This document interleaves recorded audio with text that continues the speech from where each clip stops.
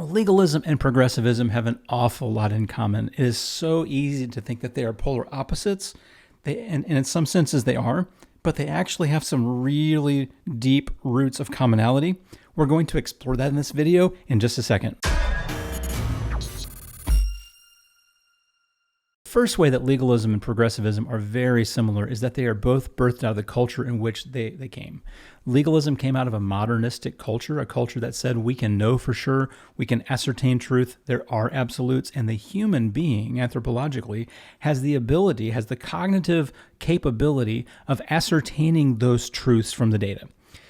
Postmodernism, on the other hand, which I believe progressivism springs out of, comes from more of an idea that says we are also uniquely individual, that as we filter data, we come to varying conclusions because we're not all the same person.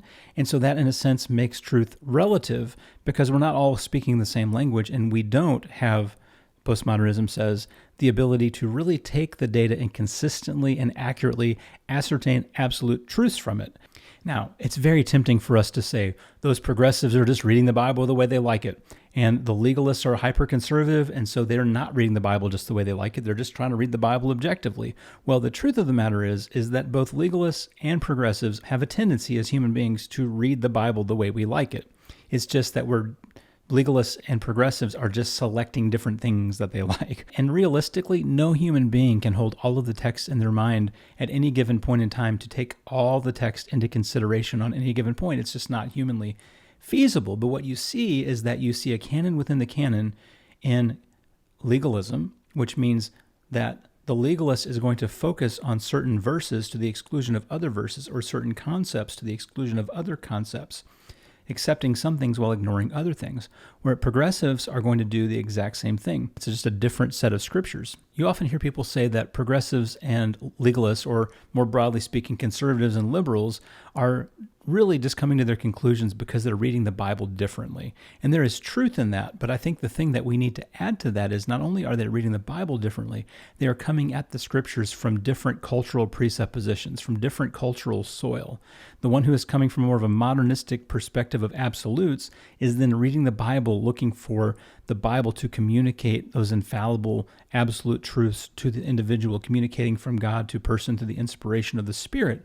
The progressive person, on the other hand, again, these are very general things that I'm saying, this is not true for everybody, is not anticipating that the Bible itself is communicating absolute truth in all instances, but that it has some fallibility. It's recorded by fallible people. The legalists and the progressives both do read the Bible differently to come to their conclusions, and I believe that the reason why they read the Bible differently is because they're coming from different cultural perspectives. Another thing that you'll hear is that progressives just don't take the Bible seriously.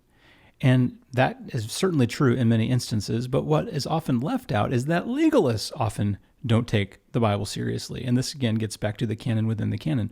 Once you begin ignoring certain texts to be able to uphold the point that you're making, you are no longer being a respecter of all the scriptures, which is funny because at least the progressive person will say, which I'm not advocating for progressivism or legalism, by the way, the progressive person will at least say, I'm doing that. The legalist person will never admit to that. So both sides tend to gravitate to their own propensities, to the text that they lean into the hardest, to the verses that mean the most to them. This is a very natural human thing to do, but it's something that both sides in this issue do, just on different topics and different texts. So it would seem like a legalist is like taking the Bible very seriously, but if you're ignoring parts of the Bible to take your view seriously, to take other parts of the Bible serious, that's not really taking the Bible seriously. Now, before I was in theology, I was in psychology. And one of the things that we learned in statistics, and all these statistics courses we had to take, was this 0.05 confidence level. The 0.05 confidence level says that something is 95% certain that it did not happen by chance. If it's 95% certain that it didn't happen by chance, that means it's 5% certain that something could happen by chance, like 1 in 20. Something could just randomly happen that the data bears out that's not actually true.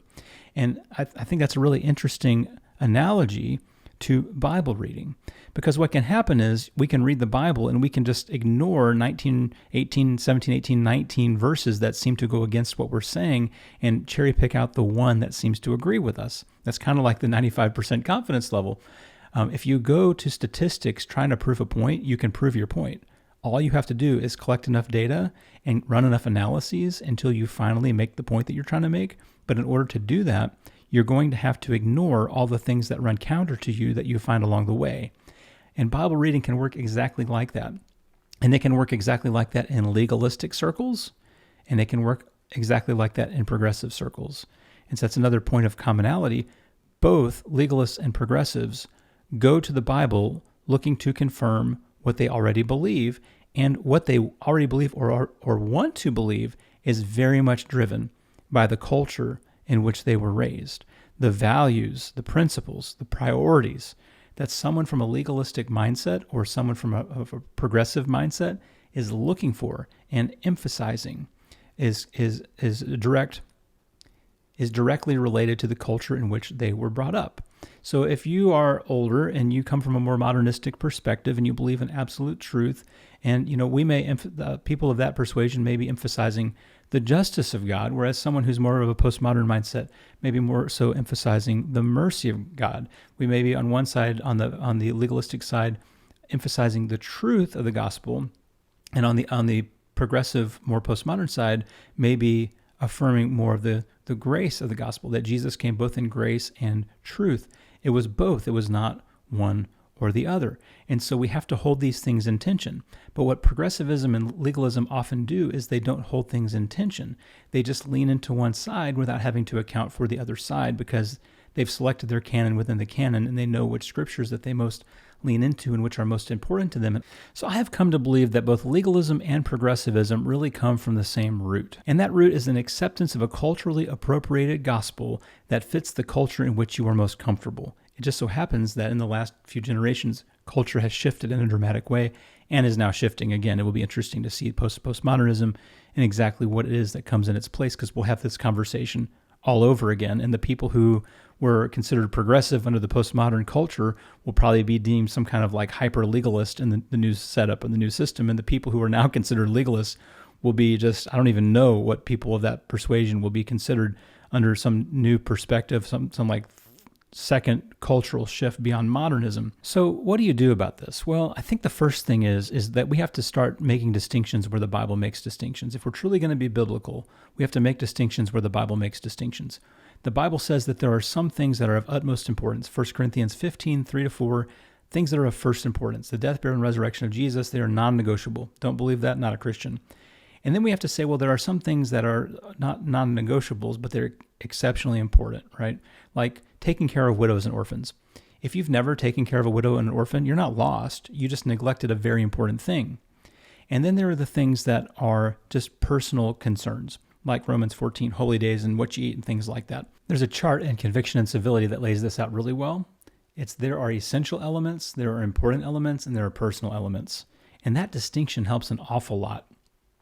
We should not be labeling people as progressive when they're differing on personal elements. That happens so often. On the other hand, legalism does come from taking things that are on the personal level and elevating them to the level of essential. This is the very definition of legalism. So be aware of your biases and filters. Be aware of your presuppositions. Be aware of the cultural water in which you swim, so that at least as you engage the text, you're aware of your leaning. You're aware of the personal leaning that you have as an individual who has been born into a certain place in time, and the kinds of things that you want to see happen or not happen. We need to listen to more voices. We need to listen to voices outside of our own personal group in order to really affirm or deny the things that we already believe, to really do our due diligence in wrestling with our beliefs to come to a firm understanding of a well-reasoned belief that we can actually defend. And one of the very best ways, I think, to do this is to take an old way of reading the Bible and add one piece to it. The old way of reading the Bible is called the historical critical method. The historical critical method takes into account the world of the Bible. It's to say, one of the problems of the way that people have read the Bible was we were reading the Bible, which was written in the Bible's world, as if it was written in our world, and then we misunderstand. But with the historical critical model, which is so helpful, is to say, let us understand the language of the Bible, the culture of the Bible, the times of the Bible, the customs of the Bible, the specific languages of the Bible and linguistics. And as we take those things and we work through all of that to really hear what was said in the day in which it was said as best we can, then we're able to come to some more accurate conclusions. Now, the thing that approach lacked was more of a meta conversation, like metacognition conversation of like, yeah, that's one side of the conversation. On the other side of the conversation is the culture of the listener. So we don't just need historical critical, we need current critical. And I don't mean critical theory. I mean, we need to be critical to be able to dive into the listener, to us today. What is it about the way we're receiving even the language and the culture and the customs of the time, the historical backgrounds of the time? How do we receive that in today's world that gives an accurate representation to what was going on back there and what that actually means for us today? So we would examine the world of the Bible and the text with its own historical circumstances, and we would examine our own day and time and our own historical background and circumstances, our own language, our own customs, our own cultures, in order to understand how when we hear things that are Bible things and we hear them today, how what's going on today affects how we experience the Bible in real time. And then we can filter out things that are distracting us from the real meaning of the text. And the last thing is, just don't go to the Bible solely to confirm what you already believe. There are times to do that. There are times I do that. Okay, here's what I believe. Let me find some verses that say that. But that's only after a lot of serious study, okay? If you're only going to the Bible to confirm what you already believe, you're going to find it. You will always find it. You can stretch it far enough. You can work it far enough. And again, when you say that, say, oh, that's what those progressives do. Legalists do this all the time, and that's why I'm just so struck by the similarities and the commonalities between legalism and progressivism. They're all like doing the same things, just on different sides of the equation. So come to the text with humility and seek to please God. The Lord is a rewarder of those who diligently seek him. But the odd last parallel between progressivism and legalism, because the progressive and the legalist have both stopped seeking the Lord, because they both believe they've found him, and they've both found him, the Lord, in themselves. So anytime Jesus has to look exactly like you to be Jesus, you're probably not seeing the real Jesus. And this is a temptation that runs across the theological spectrum because we're human. So I really appreciate you watching this. God bless you. And if this is something that you enjoy, just continue watching more videos. We'll throw some links up here and some video thumbnails up here for you to click on as this video ends. Love the fact that you're watching it, and would love for you to subscribe if it's something you enjoy. We'll talk to you soon.